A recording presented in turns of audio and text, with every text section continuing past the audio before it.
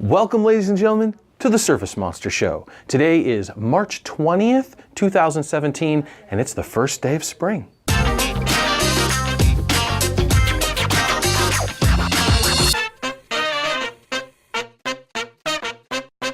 This week in social media, for the most part, it was pretty quiet, boring last week. Not a lot going on. I suspect that has a lot to do with the weather warming up and you guys are starting to get increasingly busy.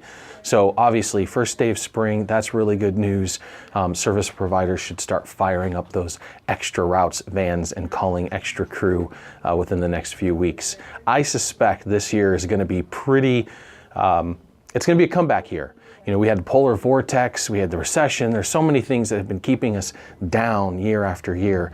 And this year, once the weather turns, I really think you guys are going to get flooded. So I'm excited, looking forward to that, to hearing those stories. Inside ServiceMonster. So you can see behind me, some of the team was gracious enough to come in over the weekend and spend a good 9 hours rearranging the office. And you can see behind me now we've got super agents and the support staff within this single room here. So everybody's kind of excited about their new digs.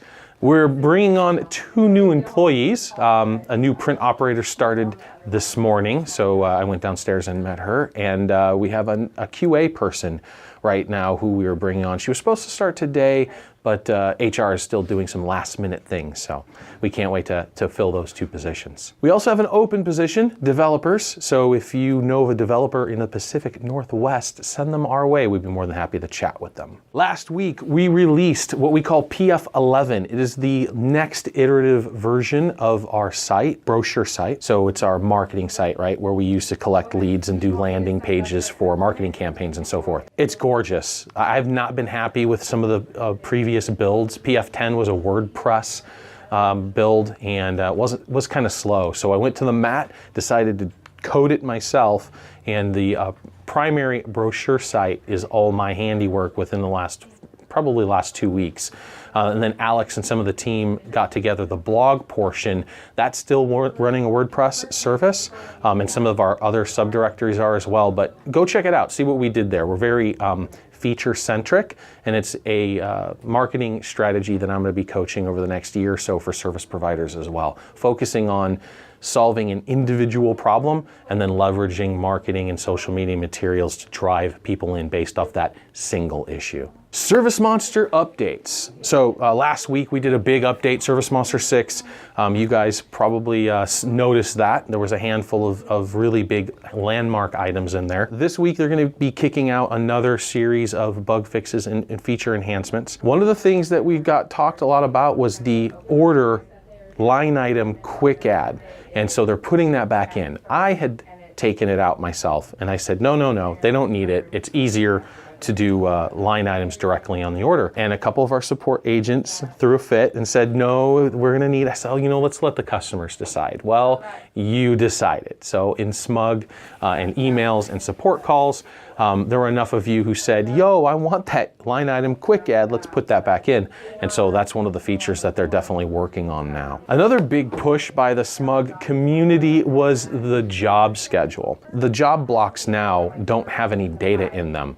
We're going to make them work exactly like 5. If you go into the configuration settings, you'll see that there's a handful of options, display options. That currently controls the jobs that are displayed in the sidecar. So the new precedent, what they're working on now, is making sure that all the details are always present in the jobs on the sidecar, and that configurable option actually displays the data in the job block itself. So much more useful, much more like 5, and I know you guys have been kind of nailing us on that one, so we're going to get that in for you. Look for a Mobile 3 release by the end of the week. It clears up a couple little minor things that Alex and I have found and sets the stage for another build.